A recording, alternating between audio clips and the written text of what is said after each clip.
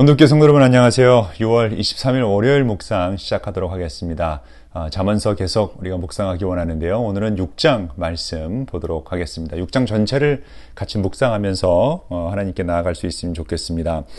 전체를 보면 1절부터 5절까지는 이 무모한 보증, 재정적인 통제력의 부족에 대해서 이야기를 하고 있고요. 그 다음에 게으름에 대한 경고가 6절부터 11절까지 나옵니다. 이것은 시간적 통제력 부족에 대해서 이야기하고 있습니다. 그리고 12절부터 19절까지는 패역한 자의 7가지 죄에 대해서 이야기하면서 죄에 대한 통제력 부족에 대해서 이야기하고요. 나머지 35절까지는 이 간음, 음료의 유혹의 경고, 그러니까 절제의 통제력 부족에 대해서 이야기하고 있습니다. 그러니까 전체 6장을 띠으로 정한다 그러면 이제 통제력의 부족인데요.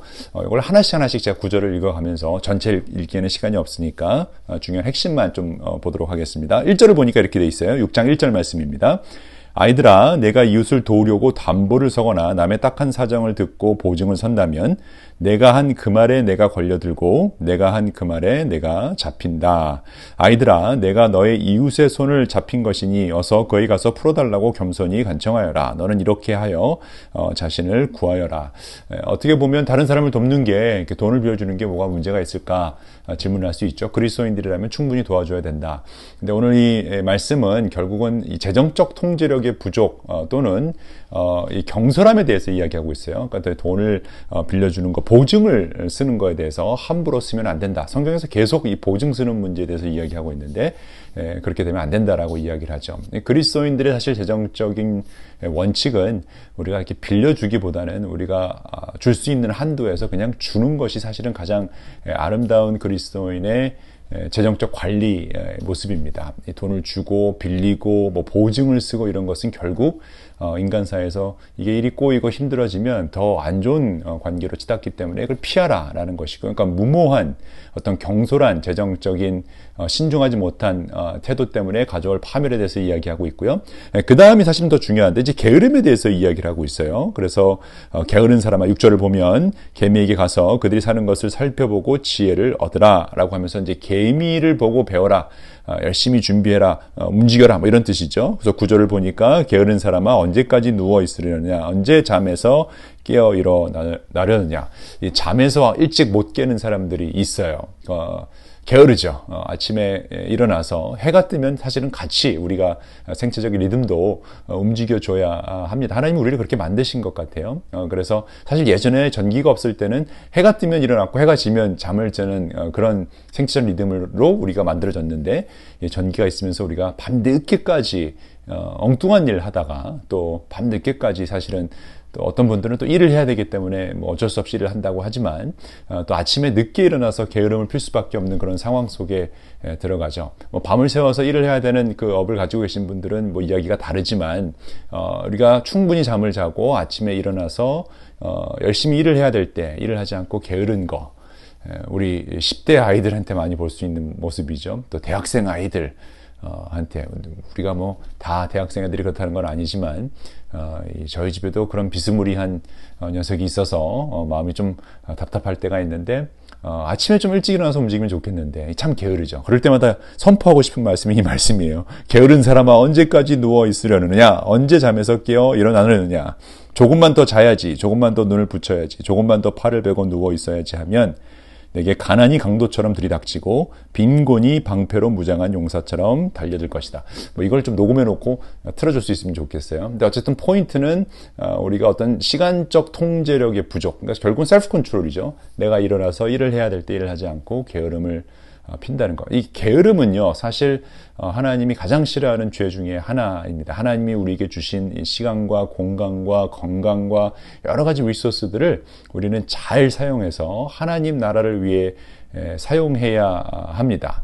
사실 이 경외심의 결핍에서 사실은 게으름이 시작된다라고 신학자들이 보고 있습니다. 토마스 아퀴나스는 특별히 그렇게 얘기했는데요.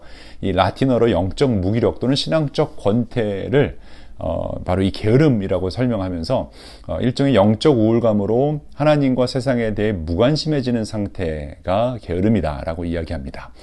또한 하이데거라는 사람은요, 게으름은 자신의 존재를 향한 책임을 회피하고 어떤 세상 속의 편안한 길만을 따르려고 하는 그런 도피로 해석을 하고 있죠. 그러니까 단순히 그냥 게으름이 움직이기 싫고 뭐 우울하고 번아웃되고 과도한 스트레스의 결과, 동기부여의 어떤 부족이 아니라 결국 지혜와 경외심의 회복이 필요한, 하나님을 두려워함으로 사실은 우리가 게으름을 극복할 수 있고, 또 작은 행동의 결단으로 우리가 이것을 이겨낼 수 있죠. 그래서 10절부터 보면 조금 더 자야지, 조금 더 눈을 붙여야지, 조금 더 팔 베고 누워 있어야지 하면 가난이 강도처럼 들이닥친다.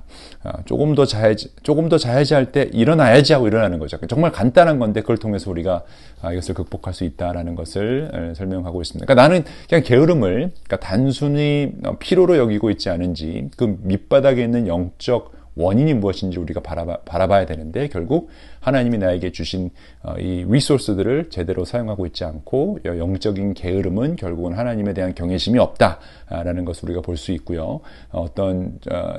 하나님이 나라는 존재를 향한 책임을 주셨는데 그걸 회피하고 어떤 편안한 길로만 자꾸 따르려는 그런 것이 있지 않나 돌아봐야 할 것입니다. 게으름은 반드시 우리가 벗어나야 됩니다. 그 다음에 나오는 것은 결국 주님이 미워하시는 것 하면서 주님께서 싫어하시는 것, 16절에 67가지다. 교만한 눈, 거짓말하는 혀, 무지한 사람을 피 흘리게 하는 손, 악한 계획을 꾸미는 마음, 악한 일을 저지르려고 치닫는 발, 또 거짓으로 증거하는 사람, 친구 사이에 이간하는 사람이다라고 해서 그 죄에 대해서 또 이야기하고 있습니다.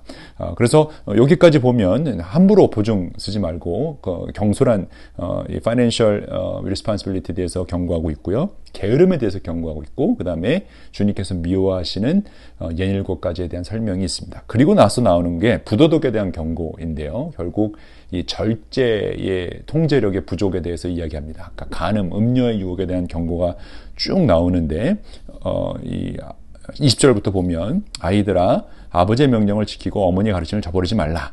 항상 마음에 간직하고 내 목에 걸고 다녀라. 내가 길을 갈 때에 그것이 너를 인도하여 주며 너가 잠잘 때 너를 지켜주고 내가 깨면 너의 말벗이 되어줄 것이다. 참으로 그 명령은 등불이요 그 가르침은 빛이며 훈계의 책망은 생명의 길이다. 이것이 너를 악한 여자에게서 지켜주고 음행하는 여자의 호리는 말에 내가 빠지지 않게 지켜준다. 그런 아름다움에 흔들리지 마라. 그런 유혹에 흔들리지 마라라고 계속해서 이야기를 하고 있죠. 결국 게으름과 간음은 겉으로 보기에는 다른 주제처럼 보이지만 결국 이 삶의 무질서함과 자기 절제의 결핍이라는 공통된 주제를 통해서 우리에게 다가오고 있습니다. 게으름이 자기 통제력의 부족에서 비롯되는 것처럼 사실 간음 역시 자기 절제와 경계심의 붕괴이죠. 게으름은 마음의 빈틈을 계속 만드는 거고요. 그 틈을 유혹이 파고드는데 결국 그 유혹을 통해서 간음뿐만이 아니라 주님께서 미워하시는 것, 교만한 눈이나 거짓말하는 혀나 무지한 사람을 피 흘리게 하는 손이나 악한 계획을 꾸미는 마음, 악한 일에 저지르려고 치닫는 발, 거짓으로 증거하는 사람들, 또 친구 사이를 이간하는 일들이 일어날 수 있다. 그러니까 여러분, 우리가 이 지혜를 통해서 게으름을 이겨내야 하고요. 주님의 지혜를 또 이 명령을 마음속 깊이 간직해야 할 것입니다. 그래서 게으름은 그냥 쉼이 아니라 하나님을 향한 무관심이라는 사실을 우리가 꼭 기억하고요. 하루의 미룸이 내가 해야 될 일을 미루는 그런 게으름, 또 지혜, 하나님 말씀을 묵상하고 하나님께 나아가야 되고 기도하고 예배 드려야 되는 그런 일을 하지 않고 계속 미루는 그 게으름이 결국은 이런 죄를 짓게 한다는 사실을 우리가 꼭 기억할 수 있으면 좋겠습니다. 같이 기도하겠습니다. 하나님, 이 게으름에 대해서 또 무절제한 재정적인 경솔함에 대해서 또 여러 가지 죄와 또 이 간음의 유혹에 대해서 오늘 배웠습니다. 하나님, 다른 무엇보다도 통제력을 잃지 않도록, 그 절제력을 잃지 않도록 우리 마음속에 주님의 지혜를 계속 불러 넣어 주시옵소서. 특히 게으름을 이겨낼 수 있는 능력 허락하여 주셔서 하나님이 우리의 그 존재, 우리를 이 땅에 만들어주신, 보내주신 그 이유를 기억하고 이 하나님 허락하신 시간 동안 최선을 다해서 열심을 다해 하나님 나라 백성으로 뛰어갈 수 있도록 저희를 일깨워 주옵소서. 나사렛 예수 그리스도의 이름으로 기도합니다. 아멘. Light on, do good. 오늘 하루도 따뜻하게 화이팅입니다.